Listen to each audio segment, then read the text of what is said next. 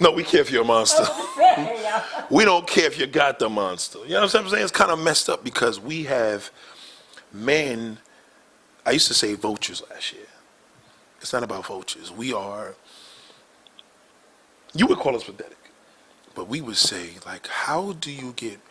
Explain why should we get married when the majority of you are single? Like, if you're telling me to walk into a room, you're gonna go to this party and there's 100 girls there and all of them are beautiful, but they're all single. But you got to choose one to be ready for the rest of your life. Can we do that? No. Right? Y'all can't do that. How do you do that? But you guys go out and it's like, listen, you may be lucky if you meet one decent guy. If you can meet a decent one, grab him. That sounds more realistic, right? Yeah. That's impossible. Yes. Because there are not enough of you out there. Exactly. The ratio is too far apart. It's sad, but I blame today's world for that. It's like talking to you and I didn't know you and I'm like, wow, look at you, beautiful feet, beautiful legs, beautiful body, and then your girlfriend walks in and you're like, damn. Then your coworker, I'll go pick you up from work. Your boss is looking incredible. Yeah. I don't even want to date you no more. Really, that's right. What do we explain that if that's how we're moving, you guys have to move in a sense of grab what you can. What do you think? I can't really answer that because it is what it is. Like you said, this is the world that we live in now. Can you change it? I don't know. We've moved away from we've moved away from family values and what it was to meet that one woman and fall in love with her and plan your life together. That doesn't happen anymore. This is a totally different world from back then. It's a different world from when our parents were young people and met and fell in love and had families and things like that. This is totally different. I don't see my parents anymore. I don't see that in anybody anymore. Unless you're on Instagram or watching somebody on Facebook showing a picture off, but you Yeah. don't see families no more. Very rarely. You don't see that anymore. People don't even like doing family activity unless it's showing off. You're like, let me tag this in and let people know. I feel that then the pickings were not as accessible. The pickings are a lot easier now. You could go through Tinder, you can look through Instagram, you could go through Facebook and holler at whoever through the inbox. There's no privacy. Like, you can literally infiltrate on anybody, even if they're not your friend, and send a message. Yeah. We have become a social era. Everything is posted, everything is blasted, everything is out in the open, and everything is available. There's more accessibility, like you said. Everything is there for the taking now. And values have been compromised. Everybody's about me. What can I get? What can I get out of this? Well, do you want to ask me what can I get out of this? Like, what in a man's zone? Ask me the question. I'm ready for you to brutalize me. Oh, all right. Give me that mic. I'm ready. Okay. So,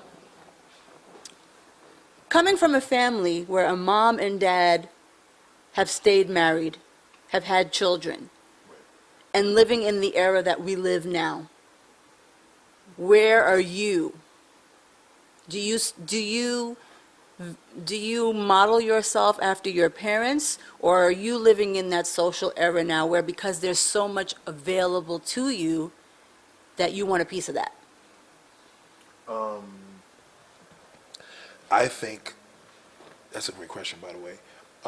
Yeah, I'm part of this era, and I also have a lot of the values that I was taught by my mom and my dad. But the thing is that my struggle is that I think women are just so amazing that I never really pictured myself to be with one woman to be loyal and all the above. Not to say I haven't, But I never seen that. I always seen the true love being my parents. Like, forget watching Obama and Jay-Z or whoever families, and watching the Partridge Family and the Brady Bunch.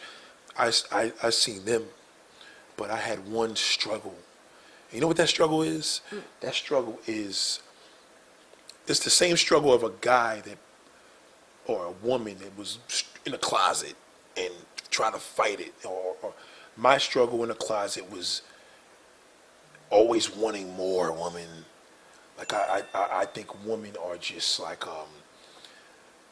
one of God's greatest creations. So my eyes and my desires are what I struggle with.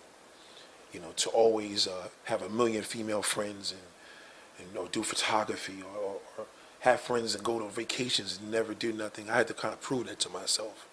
Then I got to the point of like, why am I doing that and nobody's even with them? Their men are not even paying attention to them if they are in relationships. So the struggle was always trying to be like my dad, you know, in the sense of being there with my mother until today. I think the struggle is hard for most men because most men try to concentrate on one woman, and most women are trying to concentrate on trying to get one man. Mm-hmm. You know, like trying to achieve that goal when a man's goal is not the same as a woman's goal. A man gets married in most cases to satisfy the woman. That's her gift. There's no gift like it was in the 50s. Like, I want to marry you and spend the rest of my life. Once romance came out the door, and you can see that through music, in 1960s, 1970s, 1980s, 90s, and trap music now, and dudes are talking and calling women whoever, bitches and hoes, et cetera, et cetera. Now there's no romance. Like, you make love to a woman now it's on a porno level. It's not even like, let me hold you and kiss you and caress you and play some nice music and let the windows open. So I think a lot of that, I lost that too. I started becoming part of that world, and I think that the struggle is to get back now. Like, I have to get back on the mode of practicing what I preach. Mm-hmm. And I think that, you know, most men could agree that it's very, very hard. You know, I don't care where you move. You can move to Atlanta, you can move to California, and you can move to Canada, you can move anywhere. There's an abundance of single women, and that single man or that man that has one wife, or wife, you know. In America, you're only allowed to marry one woman. In certain countries, you can marry 7, 10 women, and a lot of American men would love to do that. Sure they would.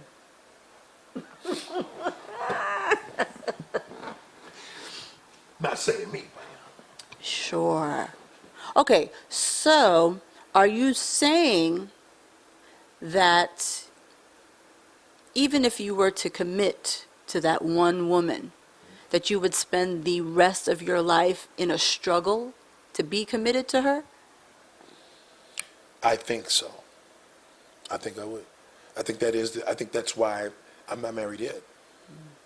You know, because I have a great eye for women in a sense where I'm always trying to bring out the best. That's just my nature. So now that nature alone gets caught up with, all right, I'm genuine with what I mean by that. Like, you need to wear this, you need to do that. Most women could attest that they're going to feel great when they're around me because I'm going to let them know, like, because I'm detailed. But as I'm being detailed, I'm like, wow, that admiration, that arch in her foot, those beautiful feet, that ankle, that the way her pants look, her makeup, her nail, you know what I'm saying? Like, all these little things that are supposed to be told to a woman every day to appreciate that from the man she's with. They're not even in relationships. So now it becomes another struggle of how do you know, when you're married, you're not supposed to do that. So now what happens when you're married and you're not supposed to even look? And to look is to desire, and to desire is to look. So, you know, that these are struggles, you know, whether I watch porn and, you know, which I preach people not to do that, you know what I'm saying? But that is a form of desiring now because you're looking at other things. And so now I think that is the reason why I'm not married, as of now. That's exclusive. Okay. So if you are in a committed relationship, are you, and this is going to get real personal, I'm asking a real personal question, Go hard. and you are making love to this woman who you have committed yourself to, Right. do you find yourself desiring other women that you know or have seen while you are making love to your woman? I have. I used to go with a young lady, and she had a tenant, and I actually slipped and called her the name of the tenant. But in a cool way, she was able to say, "Oh, you want her? You want her?" Then when it was all over with, then of course it was very embarrassing, and we went through hell. But yes, not only am I afraid of that because I've done it, but yes, I have. That is definitely a thing that yes, yeah, yeah, yeah. Unfortunately, I'm that guy. I'm not that person, but yeah. Okay. If I did it one time, I did it, right? Yeah. What about down the road when you're 70, 75, and you haven't gotten married because of, you know how you are? Right. What happens when you reach the senior stage? Do you think that senior men have this struggle, or do they find themselves more wishing that they would have settled down? A lot of senior men that I know are still living and doing this and struggling with that just as well. Because now you have technology now where they have outlets of if there is an issue through erectile dysfunction, they're still able to back it up. Like there's tons of stuff for that for the seniors, or the ones that don't have these issues. There's tons of stuff for them to be accessible to because now women are single. So senior men don't necessarily have the issue of companionship. They can always find companionship. They can always find a woman, basically. Yeah, yeah, because there's the older a man gets, the more that's available to him. And as long as she's a legal age, you're more likely to see an older man with a younger woman than to see a older woman with a younger guy. That's true. A 70-year-old woman as opposed to a guy who's 21 years old. Yeah. But you'll see a dude that's in the 70s and got a little 20-something-year-old, 19-year-old girl. So older men don't have that nagging issue of growing old, lonely. No, because unfortunately, one of the biggest things of manhood is his muscle of a man, of having his manhood of his penis, and having sex. And not even love now. Right. 70-something years old, he ain't thinking about making love. He's trying to pop off. And that's the thing now, because now we instilled this thing into society now that we was already struggling, but now you guys done brought in brutality and hard sex and just let it all out and be free, and that's another struggle. Yeah. So that's, part of that is becoming more of a